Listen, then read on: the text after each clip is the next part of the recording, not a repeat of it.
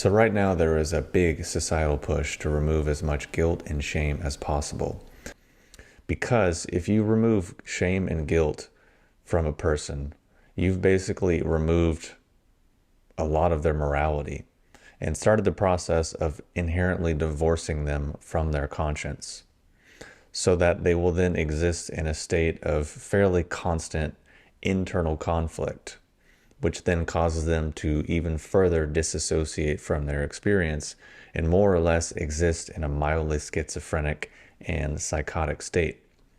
This is because their new point of reference is now the lowest, most base, transient parts of their experience, their feelings, their emotions, and some mental abstractions that are not really based in any degree of clarity or discernment.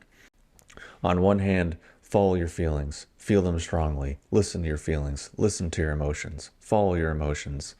But then on the other hand, here's a bunch of really negative, horrible, overly stimulating, morally bankrupt, corrupt information and constant stimuli through the media, through social media. Here's a bunch of porn, here's a bunch of violence, here's a bunch of fear, here's a bunch of anxiety, here's a bunch of just straight up propaganda, here's a bunch of just straight up lies. But listen to your feelings, follow your emotions, feel them strongly, investigate them, go into them deeply, be them, identify with them. They are who you are. That's the most important part of your experience. But you see how this combination might lead to some problems. Or people go to the other extreme, which is, oh, I can't handle all of that stuff, so I'm only going to do positive things and focus on the light and focus on the good and go towards the light and heal my shadow and heal my darkness.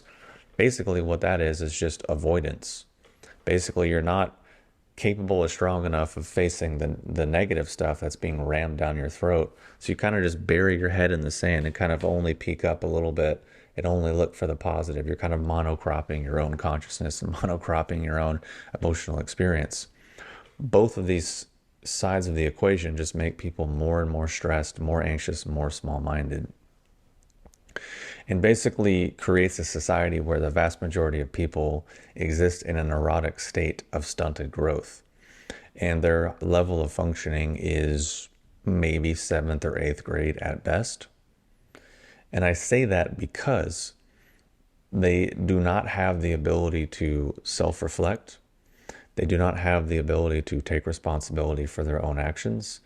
They do not have any degree of an accurate sense of discernment to ascertain what is true versus what is false, what is useful versus what is useless, what is worthy of investigation versus what is worthy of ignorance, what is worthy of indulgence versus what is worthy of ignorance. Because actually, there's a time and a place for both. But the thing is, when you're given all this mixed bag of information, when you're divorced from your own internal sense of morality, it's just a confusing, I don't know what to do. And you just get exist in this infinite loop of rumination and analysis, which just creates more anxiety, more depression, more stress. And basically, this occurs because of the last piece, which is having a weak sense of self-identity, because of overemphasizing the lowest, most base, transient aspects of our experience, i.e. our base desires, our feelings. So then on the flip side, how does a person actually grow and develop? How does a person actually mature? Well, the first step is getting comfortable with being uncomfortable, which is stop lying to yourself first and foremost. Because you can blame the world, you can blame society, you can blame corporations, you can blame media, you can blame all these things, whatever, sure. But I think the number one deceit that the vast majority of people are doing is to themselves. So learn to self-reflect, learn to take responsibility for our own actions and understand to a degree where they came from and what caused them and why we did them and how we could possibly make a different decision in the future. But that is all contingent upon learning to be painfully and brutally honest with ourselves first and foremost, which then allows us to start to develop an accurate sense of discernment versus and understand what is true versus what is false, what is useful and what is actually useless.